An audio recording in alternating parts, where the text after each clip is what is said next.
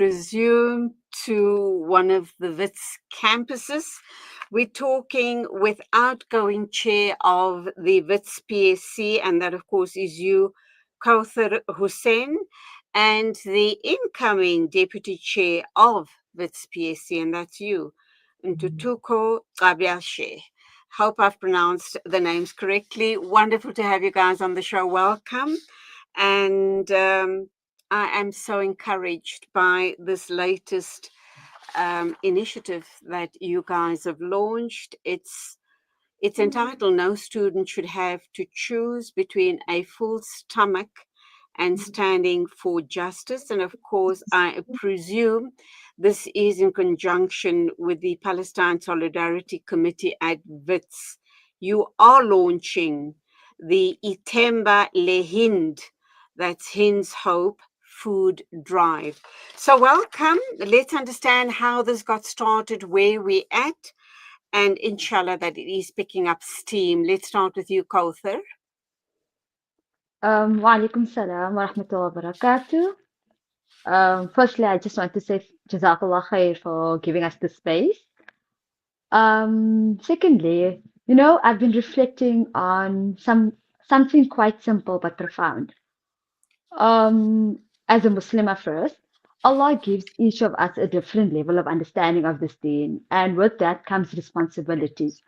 We're not all meant to carry the same weight, but we're all meant to carry something. So when I speak about the early scholars of Islam and even some contemporary scholars who hold on to the same principles, I can't separate that from where we are right now, where we are in South Africa. This is our context. This is where we live out our faith. We don't exist in a vacuum. And I'll be honest, some of what I'm about to say may be uncomfortable. However, introspection is part of our sunnah. If we can't look inward, then we're denying ourselves the growth of our faith or the growth our faith actually calls us to. So we all know, speaking to the Muslim community, we all know that Rasulullah was sent to us as Rahmatan lil Alameen, a mercy to the world. And we also know that Allah has commanded us, وَأَمْرُ بِالْمَعْرُوفِ وَانْهَى عَنِ الْمُنْكَرِ, which is basically enjoin what is good and forbid what is evil. And since we have another mandate by the Prophet, which is convey on my behalf, even if it's one verse, that's not just about passing on knowledge, it's about living what we claim to believe. And if we are honest with ourselves as Muslims, we have fallen short. We have become selective in our relationship with the Quran. We hold on to the verses that make us feel safe and comfortable, and we ignore the verses that demand courage, justice, and mercy. But let's not forget that the Prophet cried for this ummah. He cried for this nation. Our silence, it stands in direct contradiction to the mercy he embodied. So let me bring all of this together and let me bring it home as students. Every single year, students rise up, not because they have to. It's not because they want to, but because they have to. Whether it's accommodation, registration, or just the dignity to pursue their education without fear. And these struggles repeat themselves. Earlier this year, students at Wits went as far as to go on a hunger strike. Now think about it. Let's pause. In a country where nearly 20 million people face hunger every day, students chose hunger as a way to be heard. That's not a choice made lightly. That's desperation. Right now, Wits has a food program run by WCCO. It helps about 250 to 250, 300 students daily, with a few smaller initiatives happening on the side. But here's the uncomfortable reality. These small initiatives have been infiltrated by Zionist actors, Zionists that have turned hunger into a tool of control. And hunger cannot be weaponized. And that's why, as PSC, Wits PSC, a secular organization, we've had to be honest with ourselves. We can't expect students to be politically or morally conscious when they are battling to survive. Hunger takes away dignity. It breaks a person down. And I believe that's where Itemba le Hind or Hind's hope comes in. It's not a final solution. It's a bridge, if that's what we would like to call it. It's a way to meet immediate needs while we work to challenge the deeper systemic issues that created these conditions in the first place. And then Okay, coming back, can I interrupt you sorry, there? sure. Can I bring our incoming deputy chair of its PSC, and that's you, Ntuthuko? How do you see it? Kouthar has outlined this beautifully for us, but let's get your viewpoint.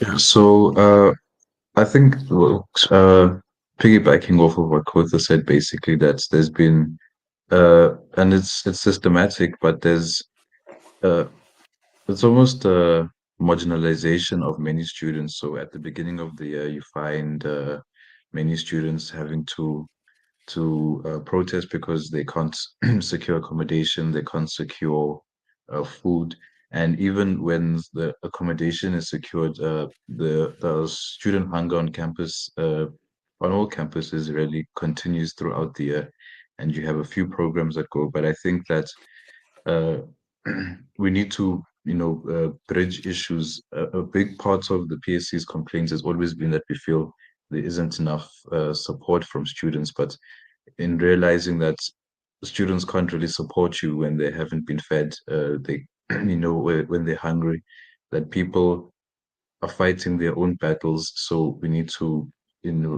bridge the divides and do our part where we can. So yeah, it's about That's yeah, that's a difficult call, is it not? Because as Kouthar has pointed out, and I'm sure you two alluded to it now, that if you have hungry students, I mean, there's kind of almost no hope. If you're hungry, you can't even concentrate on your studies, and you kind of wonder, if I can't feed myself, how am I going to get through this year at varsity?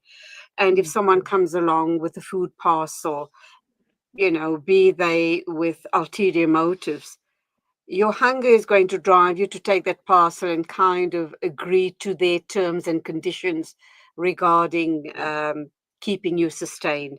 So, where do you guys stand on this issue um, in terms of feeding the students or trying to protect them from being infiltrated by Zionism ideologies? When, how are you going to then manage to make this sustainable? Because it's huge. It's a huge call, is it not? Kauthar. I feel like I'm going to start taking over again. I think we first have to deal with the first thing, which is hunger. I cannot speak to you if I'm hungry right now. I cannot hear what you're saying. I will not understand whatever you're trying to tell me if I'm hungry. So we'll have to deal with the basic needs of people before we can even conscientize them. And honestly, hunger is 20 million people in South Africa. It's crazy. So I think starting there first, but also speaking to the Zionism, um, but speaking to it at the same time. We can't just shut down and say, okay, we need to deal with all of the hunger. We won't be able to do that. We'll have to work simultaneously. But let's address the hunger. Let's not just wait for the students to be educated or understand Zionism if they don't have the medical or the mental capacity to understand if you're hungry. Okay, let me come to you, Ntuthuko. I think the Western world per se sees this issue around the Palestinian issue and all hotspots around the world where there is large scale oppression and stripping off of civilians' rights, where they are being possibly, placed in apartheid like states. How do non Muslim students see the situation? Do they kind of get an understanding when people like Kother and other groups of people come and share the stories and put the issue, the Palestinian issue, into context? Are they more readily wanting to embrace and support such a, a stance, a committee? Do they Are they in solidarity with the Palestinian issue? That's the one part. And then how do we address the the issue of feeding hungry students, because it can be viewed as, if I feed you, I'm going to win your vote. Am I not? I'm feeding you, which means I'm taking care of you, so I will ensure your vote. And if Zionists are coming in into the campus, and if they're doing that, we're going to be losing a large population of young minds to the Zionist ideology. Yeah. Ntuthuko, how do you see that? So, on the first question with regards to solidarity by non-Muslims, I can say affirmatively that there is a lot of solidarity, and the biggest burden. So there's a lot of. I'm gonna break it down into two groups, right? Sure, So sure, of people who uh don't subscribe to Zionism and aren't Muslim, right? It would seem that they're placed in between. But I think, and especially in a South African context, when you draw the parallels to apartheid and you really explain the issue, so you place it in context, you do get a wave of solidarity because I mean, what's happening in Palestine is undeniable. Even the Zionists can't deny it. They just justify it, right? So when you explain to students, they do understand, and there is a wave of solidarity. And an example is we had an event on October 7th, and we decided to make it educational. So we displayed a historical timeline. And there were a lot of students who were like really mind blown because they didn't understand the issue. They didn't understand what's happening because as far as they knew everything started in 2023, and I think it's always it's what the Zionists choose is to place it in the context of 2023 onwards when everything started 1948. Prior to 1948, you know, with colonialism, British colonialism, and it was a continuation. And when you explain that to students, they really do understand it, and there's a wave of solidarity. And then on the second part of the question, um, I think you're right. So we had to really talk to ourselves and say it's a bit unfair of us to expect students to believe in our cause when the Zionists are on campus giving out free food, giving out everything, and then talking to these students. And you know, it's not even a thing of it doesn't at its very in the fundamental form. It's not even a thing of buying students or buying the support, right? If students are hungry and that is a fact and you come in and you give them food, uh, you know, we can't come in and not do anything for them to help them, you know, function day to day, and then also say the people that are, you know, purporting to help you are bad people. So we had to mobilize and also accept that there's an intersection of issues, you know, in all these spaces. And so you need to confront the daily realities of people and do your part to change them, as well as then educate people and, you know, take it from there. Okay, we've run out of time. We're going to wrap up. In your own understanding of the situation, and Tutuko, how do you believe best that you can move forward, get the support of the larger student community, but also at the same time get the funding to feed them? Yeah. So what we're going to need, and it's something we've also been pursuing, in line with Itembala Hind is strategic partnership because we do need buy-in from the broader community and its funds. Food is expensive. That's, you know, is the fundamental issue. So we have been trying to collaborate with different organizations, different parties to mobilize funds so we can fund the program.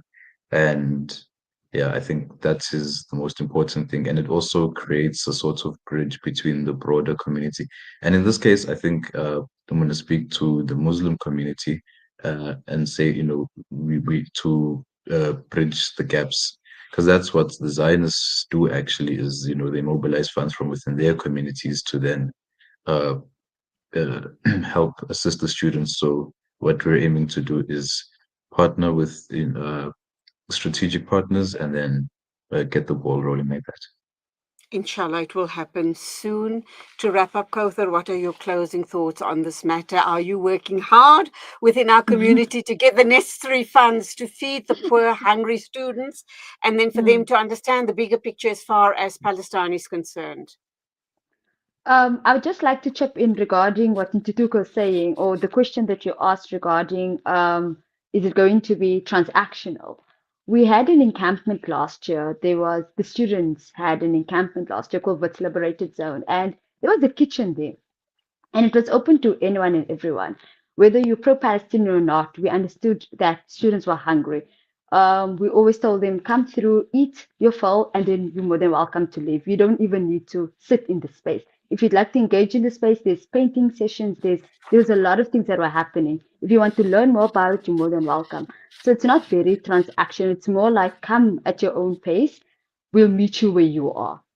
The Muslim community, I'm going to say that this is not a charity, something that we keep forgetting. This is a mandate. This is part of our religious duty. And 100,000 is a small change in our Muslim community's pocket, but it's a start. And sometimes starting is the most powerful thing we can do. So I want to make a sincere appeal to the fathers and the mothers, to our brothers and sisters in our community. Please don't abandon the students, don't abandon us as the government has abandoned us. Let us live the example that we have been told. Stop quoting Karl Marx when we have Rasulullah. And let's make sure we walk the mercy that he has taught us. I guess that's it. That's all I can appeal to. Guys, I would love chatting to you guys for another hour at least, but we run out of time. All I can say is go for it. Please put your energies in what you've just shared with me now. Make it happen. It can happen if you just put your energy into it, and you'll find a big shift in the support for not only the struggle for the Palestinian people, but the struggle for the people all around, all oppressed people around the world, the DRC, Sudan, wherever you hear of strife and struggle, that's where, you concentrate your energies and make it happen, guys. Thank you indeed. I applaud you guys. Go for it and keep safe. Assalamu alaikum and good day. Thank Yeah, you. Wa thank you. alaikum salam. Bye. Bye. 9:50 exactly, and I still think we've got two more interviews to get through. Let's see what's coming up next. Thank you for your patience. Let's take a break, and then we'll go on to our next interview.